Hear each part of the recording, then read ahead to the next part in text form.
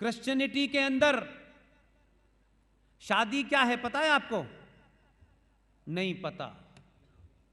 इसलिए जो हो रहा है उसकी जड़ में जाइए और इसके लिए आप जिम्मेदार हैं। यूरोप में शादी की कल्पना नहीं थी, इसलिए इंस्टीट्यूशन ऑफ मैरिज यूरोप में था ही नहीं।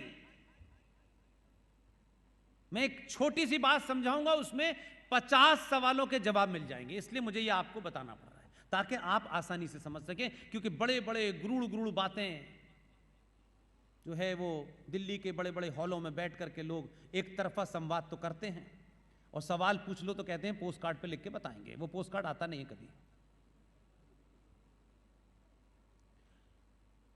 यूरोप में शादी की कल्पना नहीं थी।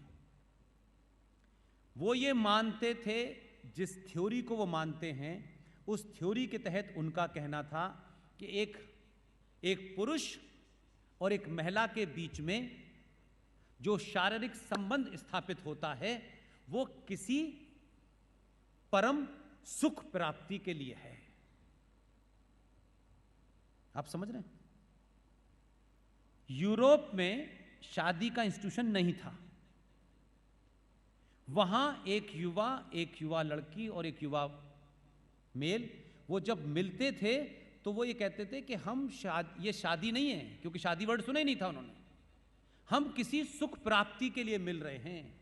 इस सुख प्राप्ति के कारण अगर कोई नाजायज बच्चा पैदा हो गया, उसके कारण कोई संतान उत्पन्न हो गई, मेरे शब्दों को ध्यान दीजिएगा, मैं आपको वो फैक्ट बता रहा हूं जिससे आप सड़क पे खड़े होकर के जब बोलें तो कोई दुनिया का माई का लाल आपको कॉमा फुल स्टॉप गलत ना साबित कर सके। मेरा इतना ही मामला है कि जितनी बातें बताऊं, आप जब बोलें और कोई ये कहे कि पुष्पेंद्र साहब ने ये बात गलत बताई है, रात के 4 बजे भी मुझे ईमेल करेंगे, मैं जग के जवाब दूंगा। मैं नहीं चाहता कि जो लोग मुझे सुनने आए हैं वो भारत माता की जय का नारा लगाएं। मैं चाहता हूं कि आप 85 साल तक उस तथ्य पे बोलें, दुनिया वाले कहें कि इसकी शक्ल हमें पसंद नहीं है, लेकिन बात इसकी 100% सच है। मैं ऐसा आपको बनाने आया हूं और मेरा कोई एजेंडा नहीं। आप मुझे जाने न पहचाने, मुझे कोई लेना देना नहीं है। मुझे कल से ना भी मिले, मुझे कोई दुख नहीं है, लेकिन मैं जाने के बाद ये नहीं सुनना चाहता कि पुष्पेंद्र जी कुछ झूठ बोल के चले गए, किसी पार्टी का प्रचार करके चले गए, किसी संगठन का प्रचार करके चले गए। संगठन वंगठन की औकात चवन्नी भर की नहीं होती। ये राष्ट्र अटल है, यही अनंत है, यही रहेगा। इसलिए यूरोप में क्या शुरू हुआ, तब आप मेरी बात को ज्यादा बेहतर समझ पाएंगे। यूरोप में जब यह शुरू हुआ तो वहां ऐसे बहुत सारे लोगों का सुख प्राप्ति के कारण कुछ संतानें उत्पन्न हो गई। तो उन्होंने कहा इन संतानों का क्या करें।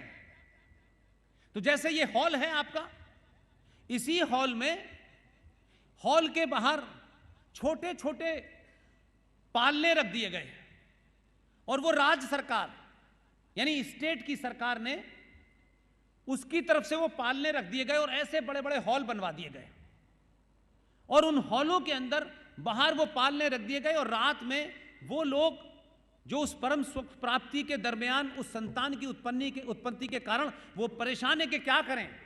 तो राज ने कहा कि इस हॉल के बाहर पालने रखे हैं, चुपचाप से रात में जाके उस बच्चे को वहां डालाइए, और उन बच्चों को उस हॉल में 2 आदमी, एक महिला और एक पुरुष, उस हॉल का संचालन करेंगे और उन बच्चों को वो पालेंगे। उन बच्चों पे आने वाला खर्च राज्य सरकार देगी। यहां तक बात समझ में आ गई? आगे सुनिए।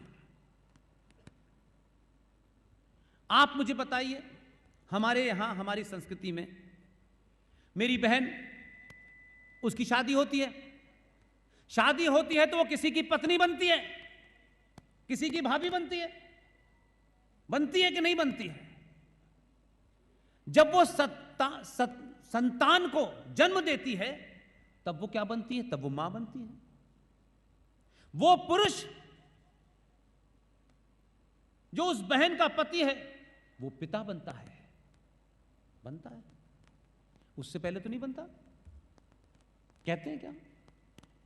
हमारी संस्कृति में एक बहन की शादी होती है तब वो पत्नी बनती है, और पत्नी के बाद जब वो संतान की उत्पत्ति होती है तो वो मां बनती है। वो पुरुष जिसके कारण उस संतान की उत्पत्ति हुई है तब वो पति से पिता बनता है। लेकिन क्या घालमेल किया है, वो कितने शातिर और मक्कार लोग हैं कि जिस हॉल की व्यवस्था चलानी है, उस परम सुख प्राप्ति के चक्कर में जो संतानें पैदा हो गई हैं, जो इस हॉल के बाहर रखी हुई हैं, उन हॉल को चलाने वाले दो लोगों में एक फादर है और एक मदर है। जिसने कभी जीवन में शादी नहीं की वो फादर हो गया, जिस महिला ने कभी शादी नहीं की, संतान की उत्पत्ति की, वो मदर हो गई।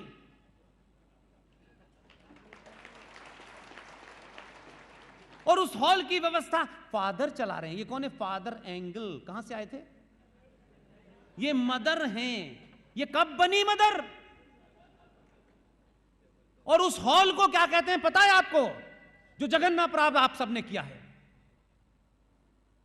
उन नाजायज संतानों को पालने की जगह में जो दो लोग पाल रहे हैं, वो बिन ब्याही मां मां कहलाती है, वो बिन ब्याहा आदमी पिता कहलाता है। और उसी हॉल को कॉन्वेंट कहते हैं, जहां आज संपन्न समाज का हिंदू अपने बच्चों को पढ़ने भेजता है। हमारा बच्चा सेंट फिडेलिस कॉन्वेंट स्कूल में पढ़ रहा है। नाजायज बच्चों के पलने की जगह को आप कॉन्वेंट कहते हैं, वहां आपका बच्चा पढ़ता है। इसलिए आपकी स्थिति ऐसी गंभीर हो गई है, इसलिए आप परेशान हैं कि आपका बच्चा सीख क्या रहा है, क्योंकि आपने अपने संस्कारों, अपनी संस्कृति, अपनी धरोहर को नीचा दिखाया, हीन भावना भरी, आपको इतना इन्फिनिटी और ऐसा से कमतरी आपके अंदर भर दिया कि आप सोचने लगे कि मेरे अंदर तो, मैं तो बिल्कुल दीनहीन हूं, मेरे तो कोई संस्कार ही नहीं है, हम तो ये हैं, ये हैं, ये हैं। आपने उन सच बातों को जाना नहीं, और ये कथाकारों ने आपको बताया नहीं बताया। ये उनका काम था, ये संतों महंतों का काम था, ये आश्रमों में रहने वालों का काम था। और फिर क्या हुआ? आपने जब कॉन्वेंट में पढ़ाना शुरू किया तो आपकी बीमारी क्या है कि आप कहते तो हैं कि हमने आज़ादी ली, आज़ादी दी, आज़ादी मिली, आप इसी में अटके हुए हैं। लेकिन जो यहाँ आए, उस मैकॉले के बारे में मैंने आपसे कहा कि उसने भारत के गुरुकुल को तोड़ करके सबसे पहले कॉन्वेंट व्यवस्था बनाई है। और उनका कॉन्वेंट का कंसेप्ट क्या है कि ये बच्चे पढ़ेंगे, बड़े होंगे, और उसके बाद स्टेट के गुलाम होंगे। ये जो स्टेट कहेगा वही करेंगे। तो आप अपने बच्चे को, बेचारा अभी पैदा होके 2 महीने का भी नहीं होता, हिंदुओं में, सनातनियों में दौड़ लगी हुई है।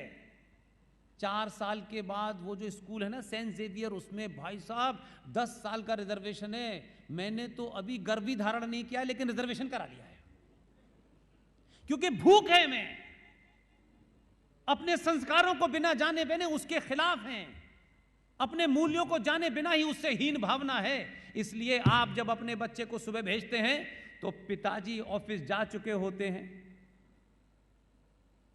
उस बच्चे के सामने एक ऐसा संकट आप खड़ा कर देते हैं कि उसकी यह समझ में नहीं आता है कि ये जो घर में है ये पिता है, ये भी तो फादर है, वहां जा रहा है वो कह रहा है ये भी फादर है।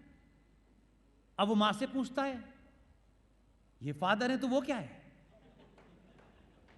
उस भोले भाले बच्चे के मन की बात समझने की कोशिश कीजिए।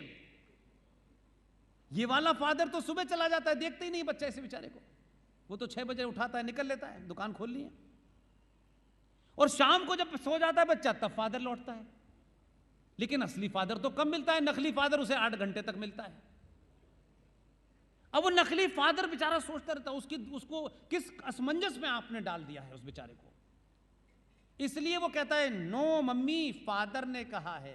अब मम्मी बेचारी नहीं समझा पा रही कि वो तेरा असली फादर नहीं है, ये फादर फ्रॉड है, ये अपना एजेंडा लागू करने आया है तेरे ऊपर। अब उसकी जिम्मेदारी उस भोले वाले बच्चे के साथ जो आपने कृतज्ञ किया है उसके लिए कोई और जिम्मेदार है? करोड़ों करोड़ों रुपया है आपके पास, कर्नाटक से लेकर महाराष्ट्र में हजारों इंजीनियरिंग कॉलेज खोले जा रहे हैं, एमबीबीएस खोले जा रहे हैं, 50 लाख डोनेशन, 1 करोड़ डोनेशन, किसके बच्चे दे रहे हैं? आपके। और एमबीबीएस की डिग्री लेने के बाद कहां घूम रहे हैं? कितने डॉक्टर पैदा करोगे यार? इतने तो मरीज ही नहीं है। आप में से किसने कहा कि नहीं, मैं ये जो संप्रदाय है स्वामी नारायण संप्रदाय, इसकी तरह गुरुकुल खोलूंगा?